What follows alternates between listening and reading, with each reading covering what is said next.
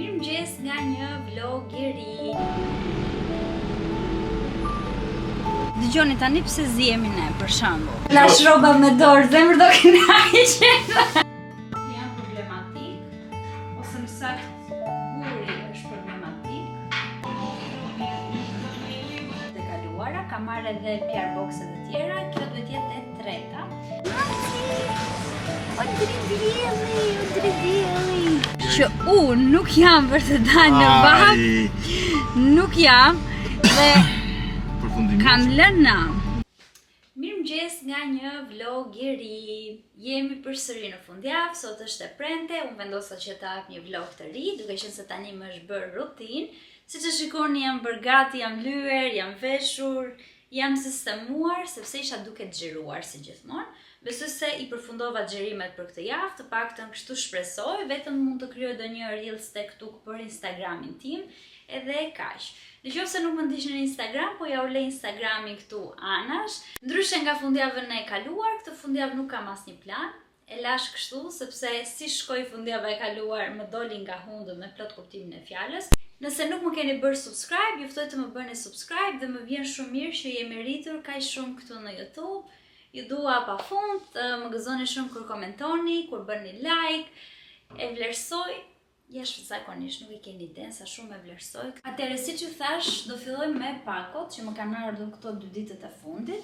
E para është Rabo Esi, besoj se e mbani mend nga videot e kaluara, kam marrë edhe PR boxe të tjera, kjo duhet jetë e treta. Dhe këtë herë, normal që ngjyra është goxha më verore.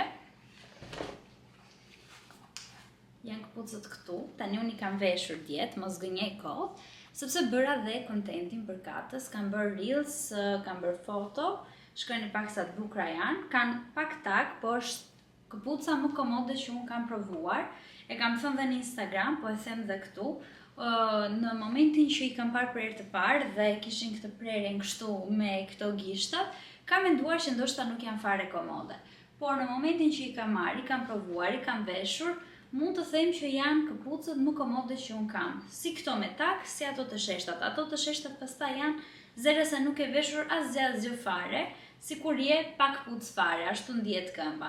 Ndërkohë që edhe këto tjera që kam pak tak, janë shumë të rehatshme, madje unë do i krahasoj edhe me atletet, mendohet që me atletet jemi goxha komod, po vazhdimisht mua të paktën atletet më krijojnë bezdisje ose lodhje, nuk e di pse. Unë e di që ndoshta këto këpucë nuk janë preferencat e të gjithëve dhe mund të duken pak të çuditshme, po mua për veten më pëlqejnë shumë, nuk e di. Edhe prerja dhe si qëndrojnë. Tani ta bëjmë pak më interesante situatën. Këtu kam një parfum nga Najad. Supozohet të më vinte vetëm ky, por Brendi ishte treguar shumë e mirë dhe më ka dërguar edhe një tjetër. Janë të dyja parfume unisex. Sidomos ky në ngjyrën boqelli, përshtatet shumë mirë për partnerin tuaj. Unë konkretisht ja lash të dashurit këtë dhe nuk e keni idenë se sa shumë që mban. Jo vetëm gjithë ditën, po edhe ditën tjetër ndihet po njësoj, 10 nga 10, tani po ju tregoj më shumë detaje. Këtë vendosa ta mbaj për vete, janë parfume arabe, siç e shikoni. Brendi do t'ja ulet të shënuar poshtë. Të them që janë nga parfumet më të mira që unë kam provuar dhe që mbajnë më gjatë dhe që kanë aromë shumë të veçantë. Shikojeni pak. Që t'ja u them notat fikse, po pes pak chatin, që të më jap përgjigje fikse se çfarë nota kanë, që të shihni nëse janë në preferencat tuaj apo jo. Atëherë, kjo këtu, që konkretisht e kam mbajtur për vete, është me qershi, dardh, fruta të kuqe, zemër me trëndafil dhe jasmin thot, tonka dhe aromë frutore florale me prekje të ngrohtë. Po që për mendimin tim kjo dominon në qershi. Me dhe në momentin që unë e hedh, më vjen thjesht ndjesia e qershisë. Ky është pak a shumë dizajni që kam pasur edhe tek parfumet e tjera. Është një parfum shumë veror. Atëherë, notat kryesore të këtij parfumi janë mangoja, xhenxherfilli, limoni, një profil tropikal të hëmbël dhe pak pikant. Nuk e di tani, parfumet shumë e mirë. Për mua është shumë e mirë se parfumet janë shije personale. Mua mund të më duket një aromë shumë e shpifur, dhe mund të jetë shumë e mirë për dikë tjetër. Që tani nuk e dini nëse ju keni shijet e mia. Dhe s'kam nga ta di. Por, mbas se keni provuar një aromë përpara që ka pasur nota të ngjashme dhe mund të bazoheni te kjo për të zgjedhur parfumin tuaj të preferuar. Najat sjell në Shqipëri, që është shumë e rëndësishme, pra ka shipping në Shqipëri, nuk keni pse të mundoheni të çoni pako tek njerëzit, ja u çojnë nga jashtë. Diçka tjetër shumë e rëndësishme është që janë vërtet aroma cilësore, që do të thotë nuk është një aromë që e hedh tani edhe për 5 minuta zero se nuk e vendosur asgjë. Ky është, domethënë nuk kishin dërguar 4 herën e kaluar, edhe 2 tani 6 parfume nga Najat, pothuajse kam të gjithë koleksionin. Kështu duket dreka ime për sot, fileto pule 140 gram edhe 100 gram patate mix, pra edhe patate thjeshtë edhe patate e ëmbël. Unë sapo u bëra gati dhe doja t'ju tregoja pak outfitin për sot. Siç e shikoni kam veshur tabi, këto të zezat që kam pasur më parë, ndërsa më veçanta është pjesa sipër. Duket si fustan, po në fakt është fund. Nuk e di nëse mbani mend, këtë e kam veshur në Budapest, e kam veshur si fund me një kombinim sipër. Dhe sot më shkoi ndërmend, duke qenë se ishte goxha i gjatë si fund, thash ta provoj një herë se si duket si fustan. Unë besoj në ciktin mu, për ty ndroj si fletë si qut, si do mos këtu, pasha zotin du. Dëgjoni tani pse zihemi ne, për shembull. I thash të më bënte një video, isha diku për një porosi, dhe i thash kur të kthehem, që të vi në drejtim të makinës, më kap një video.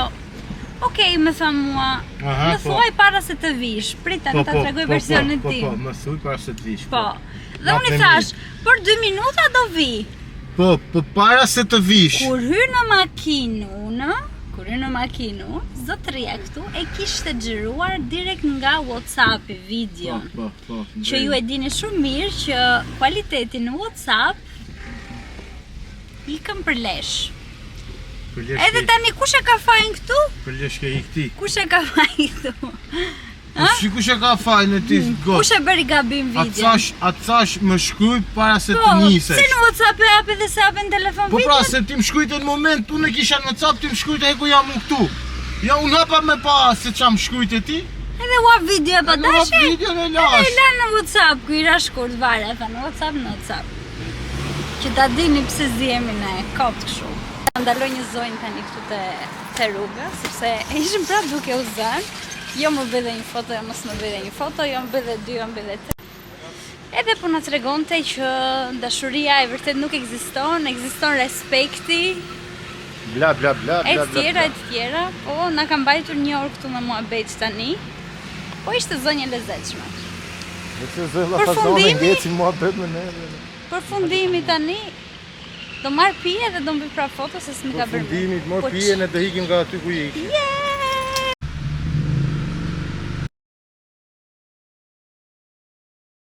Nuk e di do me thënë sot, nuk e di që të them, po sot më ka sjell këtu. Kisha një larës në çantë, e kisha vënë çantën mbrapa. Po. Dhe kur e marr çantën, po e kërkoja këtë larësi, nuk po e gjeja. I thash, të lutem, kontrollo poshtë sediljeve. I kontrollova një herë poshtë sediljeve. Okay. Po sediljes tane, jo time, se o që kanë. Edhe të tijën po gënjen, nejse. Shkuam te lokali, po mendojshin prap. I thash, shikoj njerë se mos e kam lënë larsin aty te dera, kështu në inercie sipër, pa mendje, e kam nxjerr nga çanta dhe e kam lënë aty ku vjen pijet, këtu anash. Okej, tha do shkoj ta shikoj. Edhe erdhi ta shikonte prap gjas me kontroll gjithë makinës për ta gjetur. Tani do thoni ju pse kërkoj kaq një larës. Su bëj qameti, po thjesht fiksimi im që të mos humbas asgjë dhe pse duhet ta humbas. Se isha e sigurt që e kisha marrë brenda në makinë. Vjen zotëria, kontrollon të gjithë çantën, do thotë, të gjithë makinën, dhe vjen në kafe dhe më thot mua nuk ishte. Shikoj se mos të ka rënë, tha, kur dole nga pallati. Edhe unë kam shumë fiksim në momentin që e di që mund të më ketë rënë diku, dua të shkoj ta shoh, të sigurojmë që e kam humbur. Si do që të jetë puna. Dhe i thash, hajde i thash, çohemi direkt atëherë, shkojmë të shikojmë se mos më ka rënë aty kur kam dalë nga ashensori. Sa Vi këtu tani, kontrolloj prap makinën vet dhe nuk e di pse e kontrollova, po inercia, hajt po e kontrolloj edhe një herë vet. Inercia. Dhe e gjej poshtë së diles të ti. Ta fsheja me zemra. Më thënë, u çova nga kafja kod, do me thënë. Shkojmë prap në kafe. Po më mirë, s'është problemi aty, po pse duhet të Ai ndodhte gjetë kjo gjë? Larsi. Larsi u gjend më në fund, shqyr, u gjend se nuk do më zinte gjumi, se jam njeri me fiksime, nuk do të humbas asgjë. Kështu, por leksioni është mos i lini burrat të kontrollojnë, kontrolloni vetë se burrat nuk do t'ju gjejnë gjithsesi. Nëse se shikon vetë, s'ke për ta gjetur dhe pik, mbyllet tema.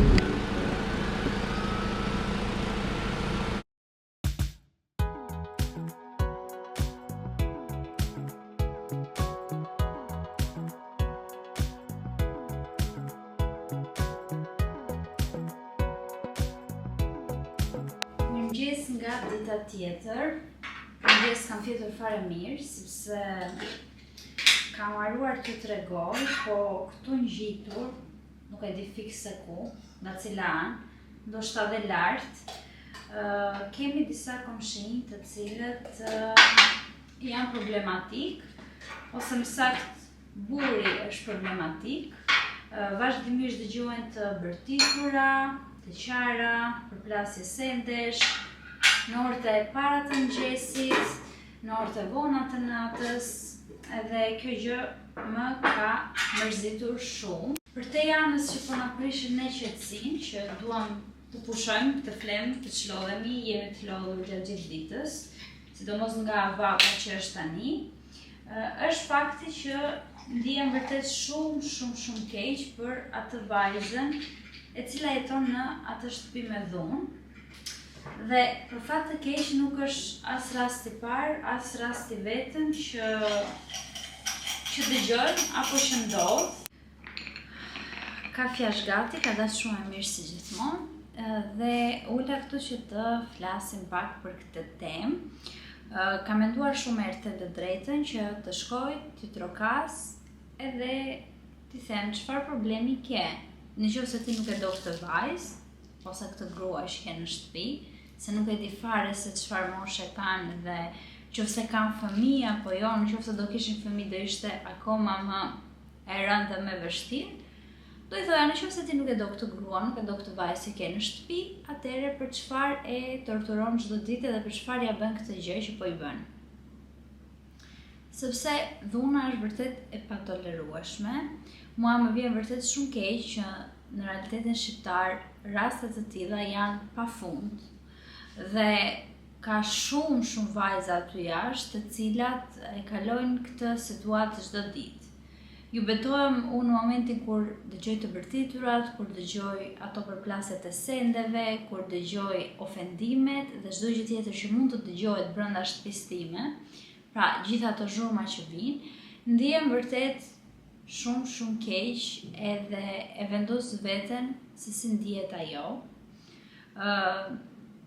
Pse vendosa që të flas këtu në vlog, sepse ndoshta, shpresoj që jo, uroj që jo, por aty mund të ketë dhe vajza të cilat po shikojnë këtë video dhe janë në të njëjtën situatë si vajza që unë tregova.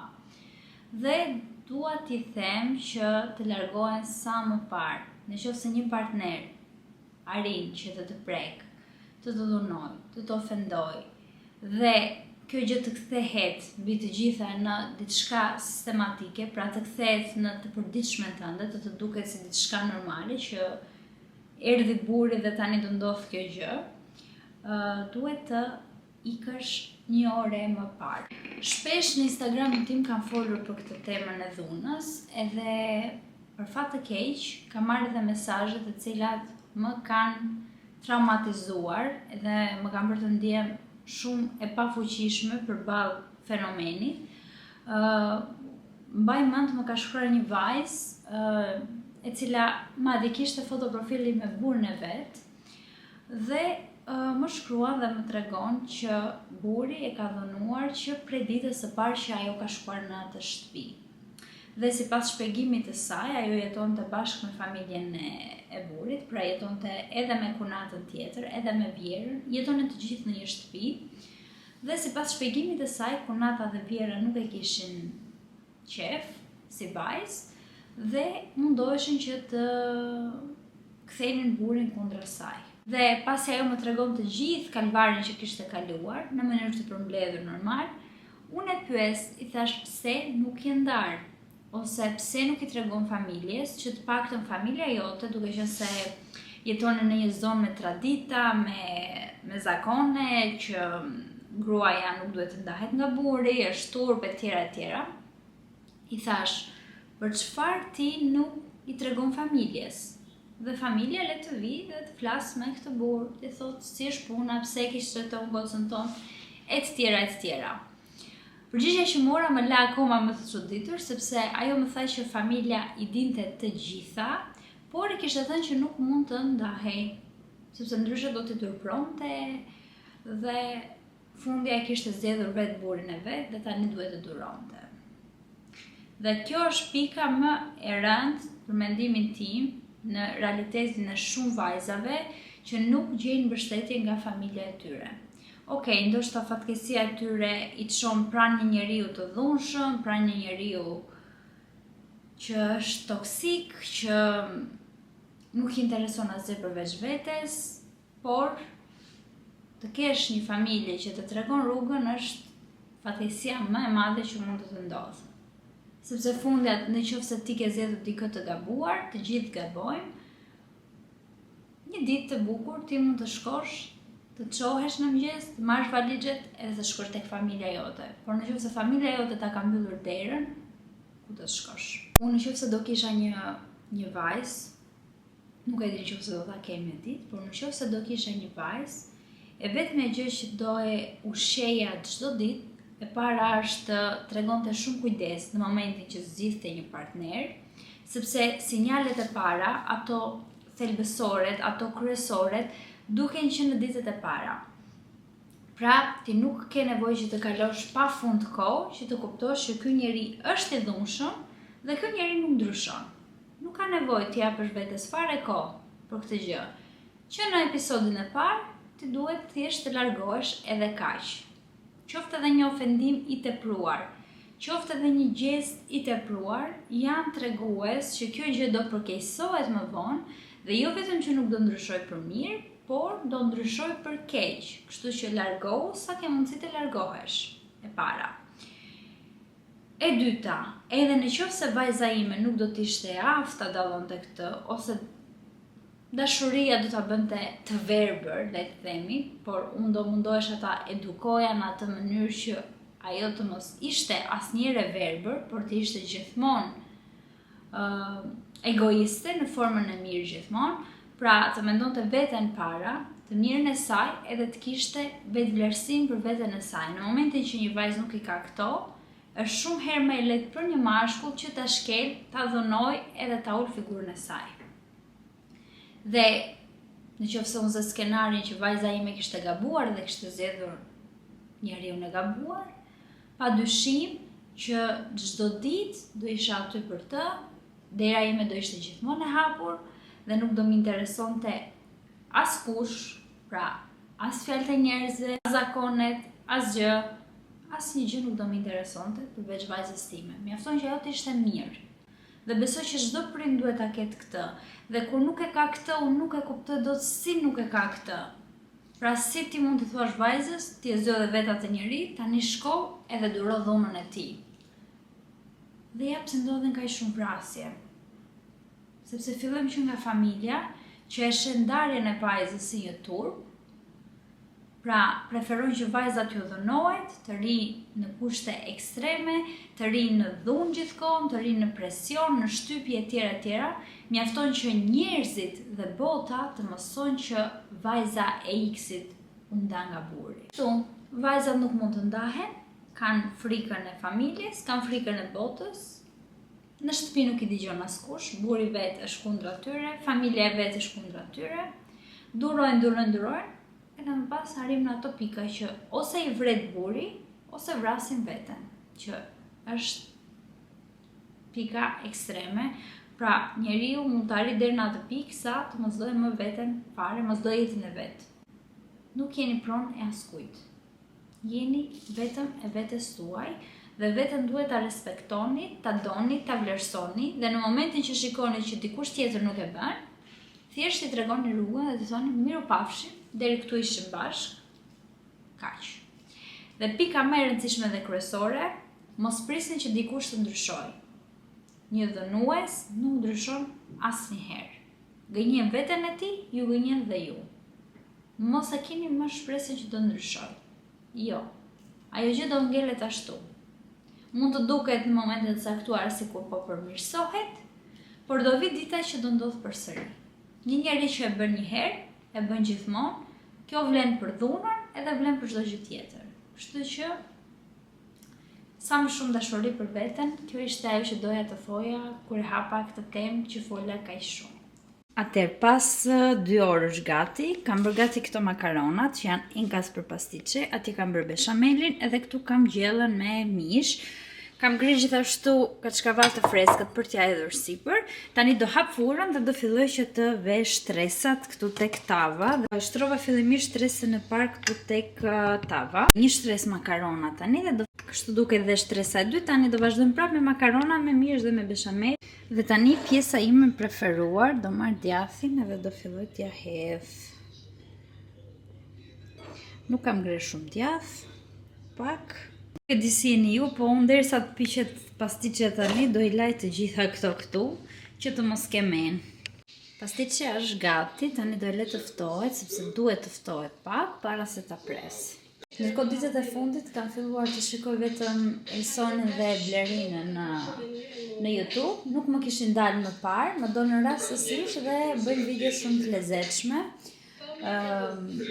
Tip udhëtimesh dhe këto gjëra që mua më pëlqejnë shumë, kështu që më është dukur interesante që ti shikoj.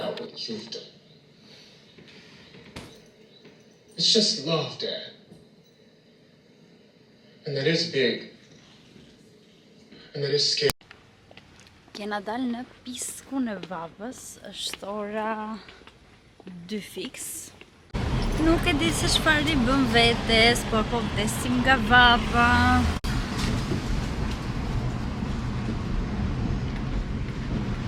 Bona gabime, dola në vadhe. E mora në që vetën time. Nejse, tani do t'ju tregoj pak atë filmin që pash dje, që ishte skandaloz. Si kishte ajo? Karigja. Jo Karigja, jo ajo me Johnson atë. Se kishte. Ti si kishte, ishte kvari njështë. Tani, unë e hapa TikTok-un edhe më doli Genta Gjalpi, besoj se e njihni. Edhe kam parë dhe njëherë një film tjetër që ka sugjeruar Genta dhe ai ka qenë shumë traumatik, shumë i vështirë për të parë. Dhe pash që kishte sugjeruar këtë filmin e shkurtër. Tani kishte sugjeruar, ajo kishte thënë. Jo, kishte thënë që e kishte parë dhe ishte i tmerrshëm. Po.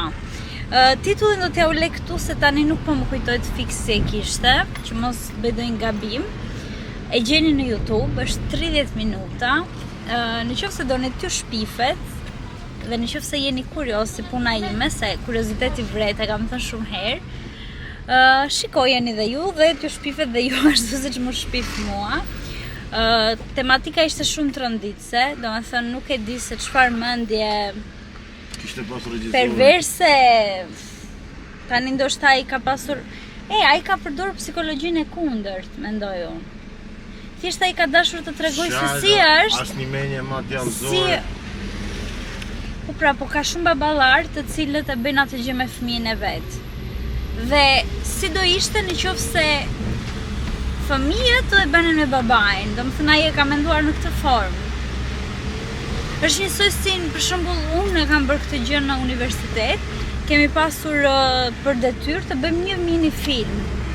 Dhe unë kam zgjedhur psikologjinë e kundërt. Për shembull, unë dhunën dhunën e ktheva nga mashkulli që e ushtron dhunën, në nshtrimin që i bën grua, se tjera, detyrat që gruaja bën në shtëpi, Si do ishte nëse gruaja do kishte rolin e burrit? Se më ndërpret tani se ishim këtu te karburanti. Thjesht po thoja që ai regjisor ka përdorur psikologjinë e kundërt. Thjesht mendoj që pika më kulminante dhe më e pa mendueshme nga shikuesi, pra mua nuk do më shkonte kur mendja, do ishte fakti i gjinis, pra që ishte marrëdhënia baba-djalë, nuk ishte marrëdhënia baba-vajzë. Nuk e din nëse ndodh në realitet ajo lloj gjëje midis babait, domethënë nëse e bën babai kundrejt djalit. Se kundrejt vajzës e kemi dëgjuar shumë herë. Dhe e kemi parë shumë herë dhe ka shumë raste edhe në Shqipëri dhe kudo. Po është shumë e rëndë babai kundrejt djalit edhe djali kundrejt babait, pastaj është e pa imagjinueshme fare. Kështu që po, e pash, ishte 30 minuta, e gjeni në YouTube, titullin e u kam lënë këtu, nuk di çfarë do them tani. Unë nuk ja u sugjeroj ta shikoni, po gjithsesi unë e di që kurioziteti nuk të lë, sidomos kur dëgjon që nuk mund ta besoj e kështu dhe ashtu, do ta hapësh, do ta klikosh, do ta shikosh. Kështu që unë prandaj po ja u lë titullin këtu. Dhe nëse ju e shikoni, pa e komentuar shumë edhe pa, domethënë unë dhash disa detaje, po nuk është se e thash fiks se çfarë ishte ai film. Nëse ju e shikoni, ma komentoni poshtë këtu se çfarë mendimi keni dhe e prisnit apo jo të ishte kështu film. Unë kam ngelur.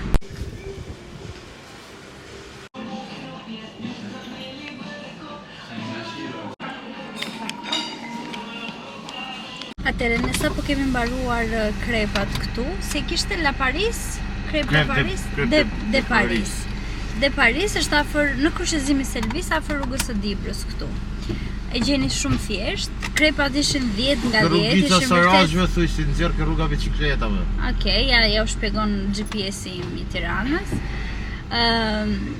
Krepat ishin vërtet shumë të mira dhe të gjitha reviewt e kuptoj pse ishin, sepse shija ishte fantastike, edhe pse ambienti duke një ambient shumë i thjesht, modest dhe kështu, shija ishte shumë e mirë.